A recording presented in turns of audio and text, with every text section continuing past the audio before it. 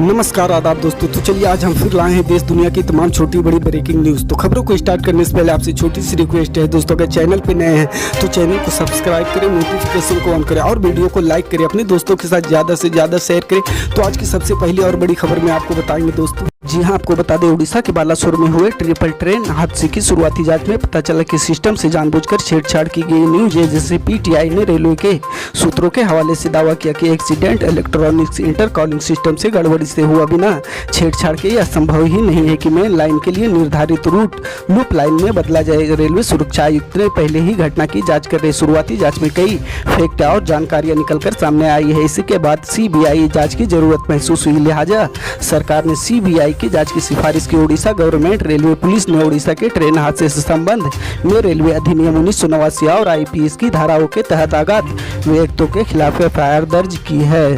सच हर कदम आपके साथ। जी हाँ, आपको बता दें उत्तर प्रदेश के मुख्यमंत्री योगी आदित्यनाथ ने सोमवार को दावा किया कि प्रधानमंत्री नरेंद्र मोदी की एक योजना समाज के अंतिम पायदान पर बैठे लोगों के स्वावलंबन और स्वाभिमान के लिए अत्यंत महत्वपूर्ण। स्वयं योगी ने दावा किया कि गोरखपुर में एक कार्यक्रम के दौरान रेहड़ी पटरी वालों को शरण उपलब्ध कराने संबंधी प्रधानमंत्री स्वनिधि योजना के 3 साल पूरे होने पर सोमवार को गोरखपुर क्लब में मुख्यमंत्री योगी ने स्वनिधि महोत्सव और जागरूकता अभियान की शुरुआत की। इस मौके पर अपने संबोधन में योगी आदित्यनाथ ने कहा कि पहले गरीबों का बैंक में खाता नहीं खुला था। उन्होंने कहा कि 2014 में प्रधानमंत्री बनते ही नरेंद्र मोदी ने हर गरीब का बैंक खाता खुलवाया और आज देश के 48 करोड़ से अधिक गरीबों का खाता है। सच हर कदम आपके साथ। जी हाँ, आपको बता दें टीएमसी के वरिष्ठ नेता अभिषेक बनर्जी की पत्नी को ईडी ने संयुक्त अरब अमीरात जाने से रोक दिया, जिसके बाद अभिषेक बनर्जी ने ईडी को चुनौती दिया और कहा कि उन्हें या उनकी पत्नी को गिरफ्तार करके दिखाया। उन्होंने कहा, मैं जनता के अलावा किसी के सामने सिर नहीं झुकाऊंगा। उन्होंने आरोप लगाया कि उनके परिवार का उत्पीड़न किया जा रहा था कि पश्चिम बंगाल में होने वाले पंचायत चुनाव से पहले उन्हें जनसंपर्क करने से रोका जा सके। पश्चिम बंगाल के मुख्यमंत्री ममता बनर्जी के भतीजे सांसद अभिषेक बनर्जी की पत्नी रुचा बनर्जी सोमवार को कोलकाता एयरपोर्ट पर रोक लिया गया। रुचा बनर्जी सोमवार को सुबह अपने बच्चों के साथ दुबई के लिए निकली थी। सच हर कदम आपके साथ। जी हाँ, आपको बता दें अमेरिका के रक्षा मंत्री लॉयड जे ऑस्टिन इन दोनों भारत दौरे पर आए हुए हैं। इस दौरान उन्होंने विश्व पटल पर तेजी से बदल रही स्थितियों को देखते हुए भारत के साथ रक्षा उत्पादन, रक्षा तकनीक के सेक्टर में नई परिस्थितियों के अनुरूप नई कहानी लिखे जाने को लेकर जोर दिया। दोनों देशों के रक्षा मंत्रियों ने भविष्य के रक्षा औद्योगिक सहयोग के लिए एक नए रोड मैप के समापन की घोषणा की। उन्होंने तेजी से ट्रैकिंग प्रौद्योगिकी में सहयोग, air warfare, land mobilisation technology पर काम करने की बात कही। साथ ही उन्होंने खुफिया निगरानी और युद्ध सामग्री और समुद्र के नीचे क्षेत्र में काम करने की बात कही है। सच हर कदम आपके साथ।